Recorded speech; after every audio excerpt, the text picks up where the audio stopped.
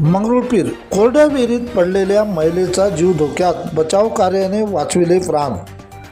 वाशिम जिल्ह्यातील मंगरुळपीर येथील सोनखास शेत शिवारात Manoli road विटभट्टीजवळ Mangrulpir police station हद्दीत 35 वर्षीय महिला 40 फूट कोरड्या विहिरीत पडली असल्याची माहिती मानव सेवा आपत्ती व्यवस्थापन फाउंडेशन संचालित संत गाडगेबाबा आपत्कालीन शोध व बचाव पथक पिंजर शाखेचे संचालक दीपक सदाफळे यांचे जवानाने जीव धोक्यात घालून महिलेचे वाचविले प्राण।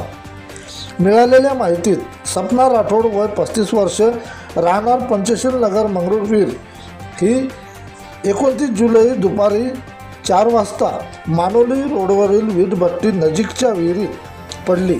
घटनेची माहिती पोलिसांना मिळताच ठाणेदार किशोर शेळके यांनी बचाव प्रमुख दीपक सदाफळे यांना माहिती देताच तत्काळ रेस्क्यू ऑपरेशनची तयारी।